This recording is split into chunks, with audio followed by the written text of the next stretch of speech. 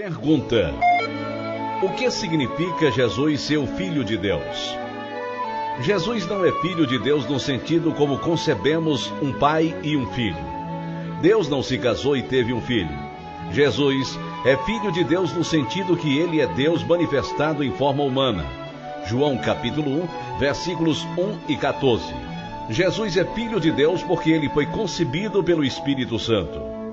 Lucas capítulo 1, versículo 35 declara: e respondendo o anjo disse-lhe: descerá sobre ti o Espírito Santo, e a virtude do Altíssimo te cobrirá com a sua sombra. Por isso também o santo, que de ti há de nascer, será chamado Filho de Deus.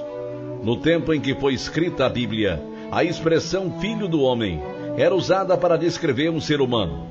O Filho do Homem é um homem. Durante seu julgamento perante os líderes judeus, o sumo sacerdote ordenou a Jesus: conjuro-te pelo Deus vivo, que nos diga se tu és o Cristo, o Filho de Deus. Mateus capítulo 26, versículo 63. Jesus respondeu: tu o dissestes. Digo-vos, porém, que vereis em breve o Filho do Homem assentado à direita do poder e vindo sobre as nuvens do céu. Mateus capítulo 26, versículo 64. Os líderes judeus responderam acusando Jesus de blasfêmia. Mateus capítulo 26, versículos 65 e 66. Mais tarde, perante Pôncio Pilatos, responderam-lhe os judeus: nós temos uma lei, e segundo a nossa lei, deve morrer porque se fez filho de Deus. João capítulo 19, versículo 7. Porque o fato de se afirmar como filho de Deus seria considerado blasfêmia e digno de uma sentença de morte. Os líderes judeus entenderam exatamente o que Jesus quis dizer com a expressão Filho de Deus. Ser filho de Deus é ser da mesma natureza de Deus. O Filho de Deus é de Deus.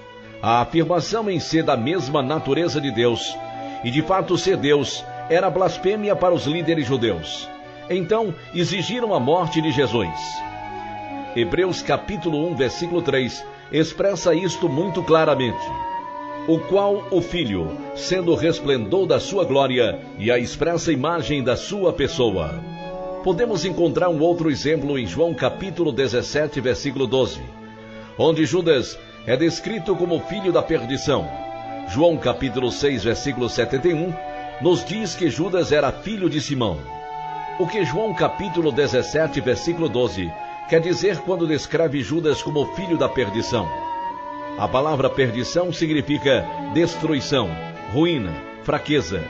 Judas não era literalmente filho da ruína, destruição e fraqueza, mas estas eram coisas que identificaram a vida de Judas.